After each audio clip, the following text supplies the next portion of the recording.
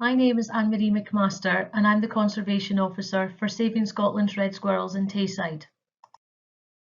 I'd like to begin by explaining where and how we work in Tayside. Tayside sits in eastern Scotland and comprises Perth and Kinross and Angus. Our priority area, known as the Highland Line, is the interface between red and grey squirrels in Tayside. This 10-kilometre wide zone runs from Montrose in the east through to Helensburgh in the west. Our main objective is to maintain a low density of grey squirrels within our priority area and to prevent grey squirrels from expanding their range. Grey squirrel control work is predominantly carried out within and above the Highland Line by grey squirrel officers, volunteers and estates on the Forestry Grant Scheme. The current phase of the project, Developing Community Action, focuses on empowering volunteers to protect their local red squirrel populations. To this end, we've trained approximately 115 volunteers who have removed 1,200 grey squirrels to date. The grey squirrel records that we receive via the website are invaluable for our work. We aim to respond to sightings within our priority area, either by obtaining access permission for grey squirrel officers, by recruiting the grey squirrel spotter as a volunteer, or where applicable, by passing the information onto the estate.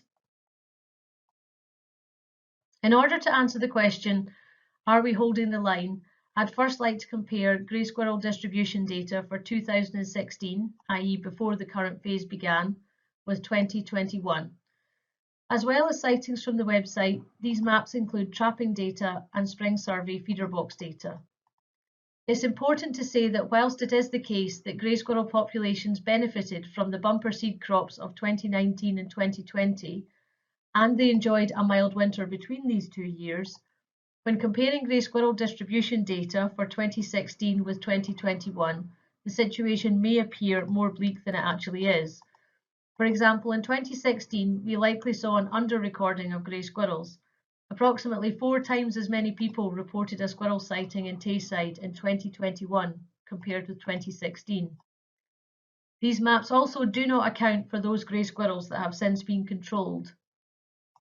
And as we are all aware, 2020 and 2021 saw a marked increase in the number of people spending time outdoors, so individual squirrels could have been reported more than once. The map also doesn't reflect the reduction in grey squirrel captures in 2021, which is in part attributable to last winter, which was somewhat prolonged. With the passing of time, the Highland Line will come under increasing pressure from grey squirrels migrating from the south, and we will always see grey squirrels attempting to expand their current range, as indicated by the red circles. You can see in 2016 we had reports near Blair Athol, and in 2021 we had reports in both Aberfeldy and Pitlochry. Although the Highland Line was breached, by preventing these individuals from becoming established, we are achieving our goal of holding the Highland Line. With regards to the sightings in Pitlochry and Aberfeldy this year, a grey squirrel was trapped in Pitlochry in April, following several reports. We've also had 2 unconfirmed reports of a grey squirrel in Aberfeldy. However, no capture was made and no further sightings reported. The yellow circles highlight an apparent increase in the number of sightings in Perth, Dundee and Arbroath between 2016 and 2021. Given that there is no coordinated control here, I have every reason to believe that this is in fact the case. The 4 arrows on the 2021 map indicate weak points in the Highland Line, routes that grey squirrels could and have used to attempt to expand their range, i.e. west along Loch Earn, north from Dunkeld, north from Blairgowrie and northeast into Kincardineshire, as Emma has already highlighted.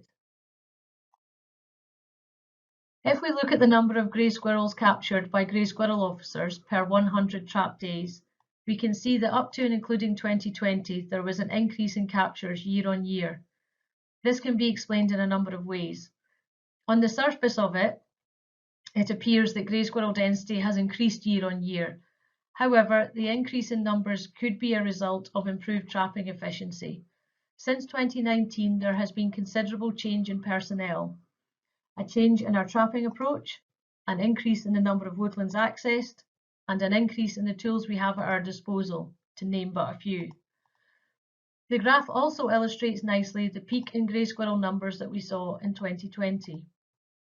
This year there have been less grey squirrels controlled than expected by both project and estate staff alike.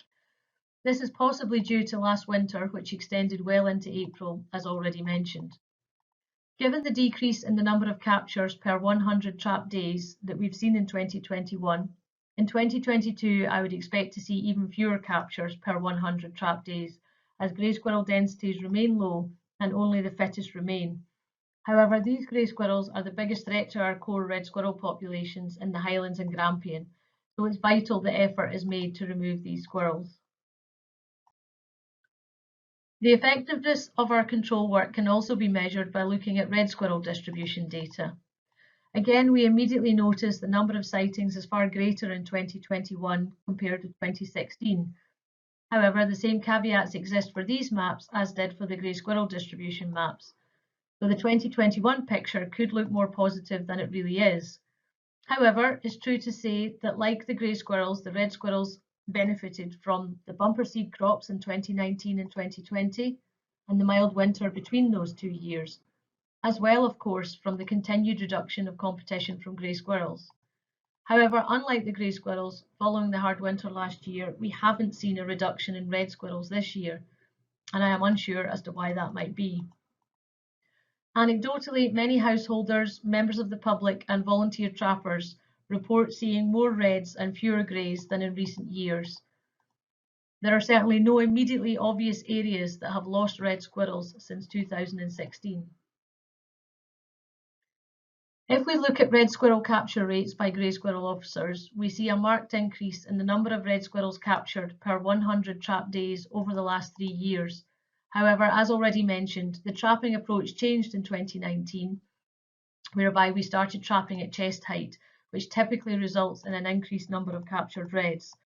However, estates on the forestry grant scheme, who all trap on the ground, saw that same peak in red squirrel capture rates in 2020, indicating that the trend we see is in fact genuine and not attributable to the changes in the trapping approach. Anecdotal evidence indicates that grey squirrels are currently at low density within and above the Highland line.